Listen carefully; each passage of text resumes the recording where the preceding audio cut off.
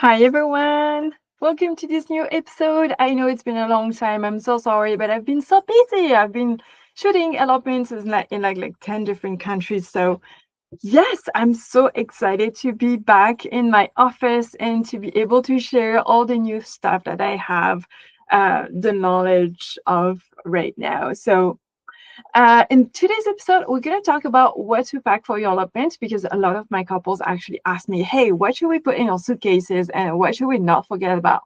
So, yeah, it's going to be fully packed with different tips that I have gathered during the years that I have been an open photographer and planner. And so it's going to be divided in like different lists, what you should bring in every elopement and personalized things that you might want to bring with you and what not to bring with you as well.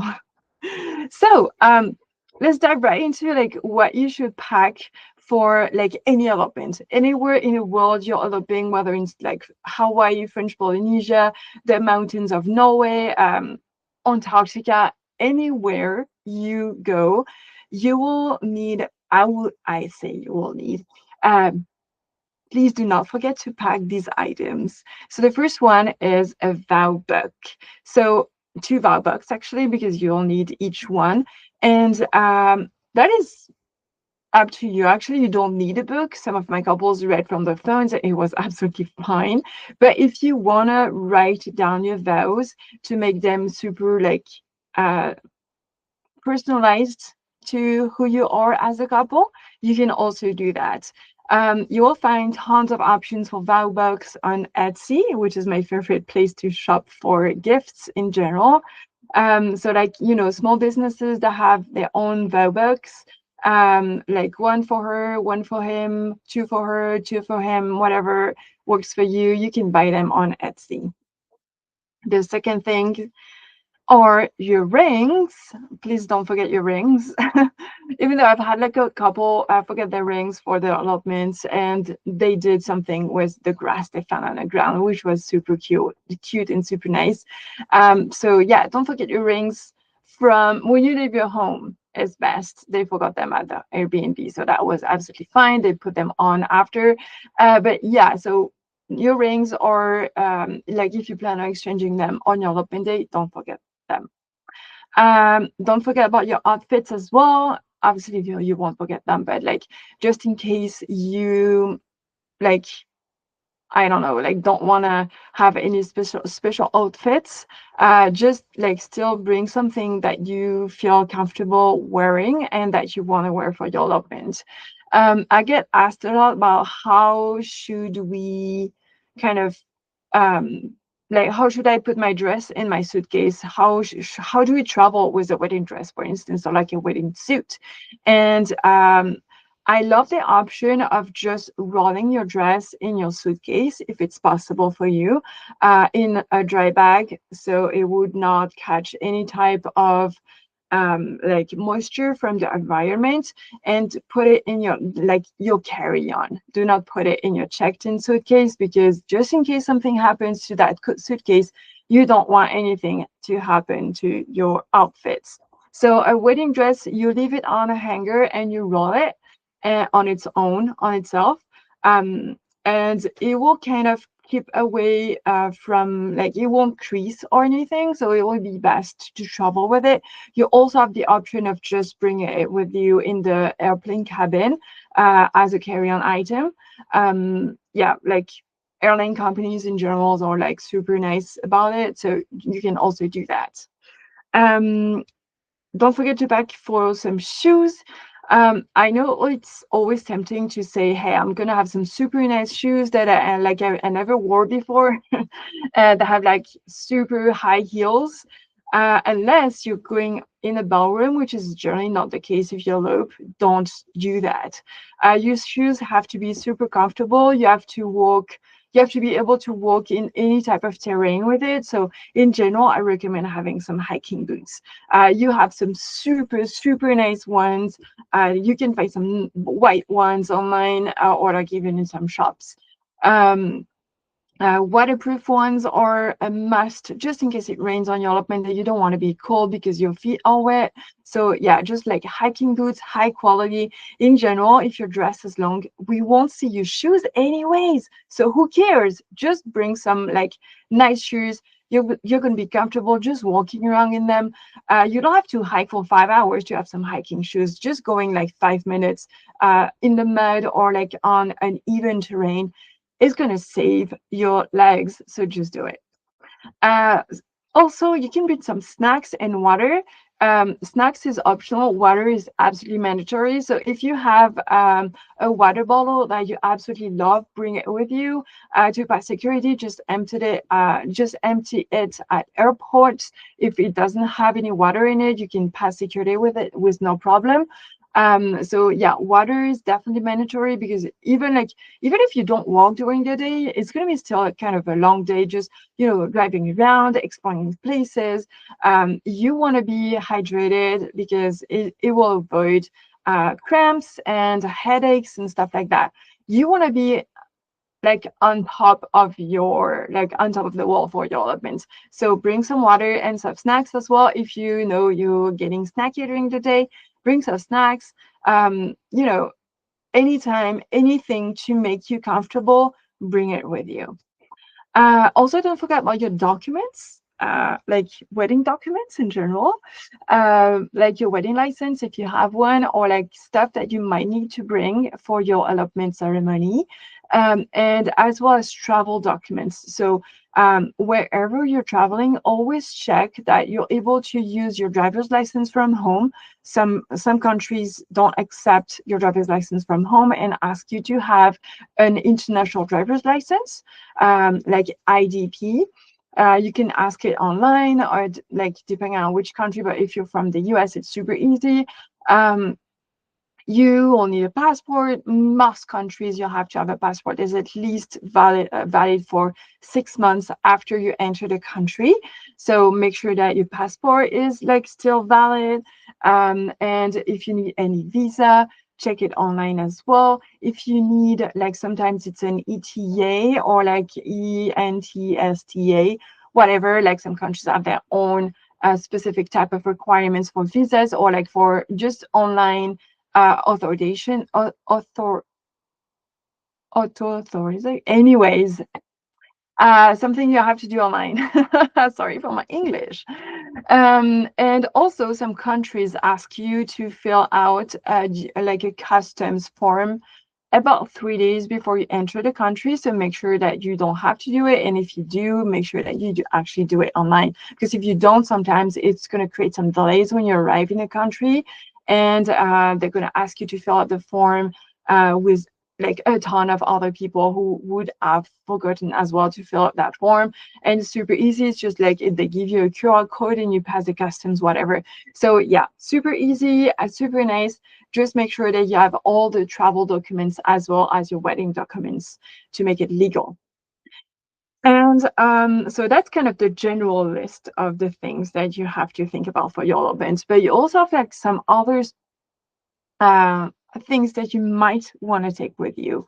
The first one are like letters. So if your loved ones are not with you and you want kind of integrate them with you on your allotment day, even though they're not like physically present, you can ask them to write your letters. This is such like a cool way to have them with you because they can.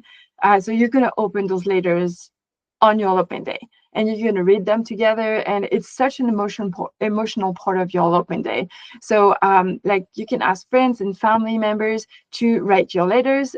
They can send it to your house so you have like cool postage as well if you want to, or like they can give it to you in person if you see them often, but you won't open those letters until you're actually on your open day. So this is like a very cool way to like integrate them in your elopement day. Some other options are obviously if you want to have a bouquet of flowers, you can bring it with you. If you're planning on hiking, you can put that bouquet in your backpack. Just make sure that you have enough stuff in your backpack so you can kind of close the zipper on the bouquet part that is not flowery, like on the stems of the flowers. That way you can hike with it. It won't move anywhere, and it's going to be a nice way to keep them with you without having them in your hands. Um, One tip that I have in general and that I use personally for my own travels is to organize your suitcase. So I personally travel just with a carry-on because I'm super scared that my suitcases are gonna get lost if I check them in. It never happened, but you never know. Because I have like my whole life in them. So, anyways, I have just a small carry-on suitcase, whether like I leave for 3 days or 3 weeks.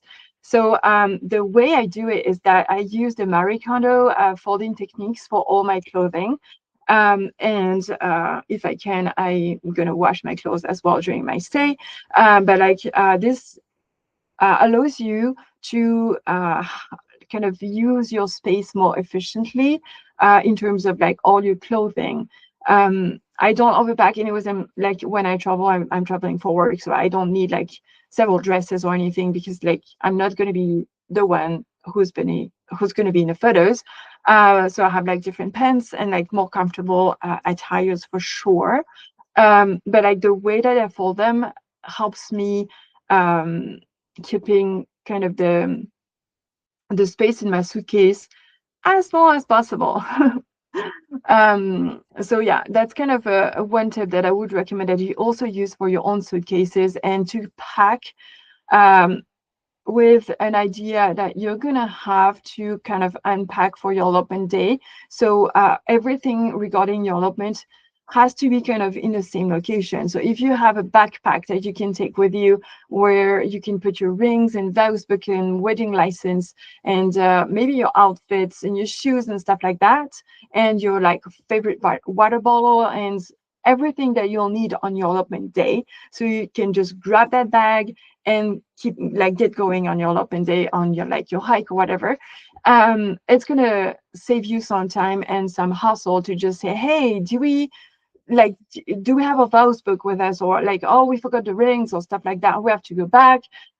So yeah, so everything into one place, just grab the bag and get going. That's going to be the easiest way to do it. And obviously you have like your outfits and shoes and stuff like that. For the outfits, one tip as well, if you're going to a super cold location, layers are going to be your best friends. So thermal layers, even for your legs, are going to be a lifesaver, whether you have like a suit or a wedding dress. You have some that are that have like kind of some full fur inside, so like super super warm, and the outside is white, so it will not show under any type of clothing, and it's gonna get you super warm. Stuff I have with me are body warmers, hand warmers, and feet warmers, just in case you need them. So you can also pack those as well if you want to be extra sure that you won't be cold.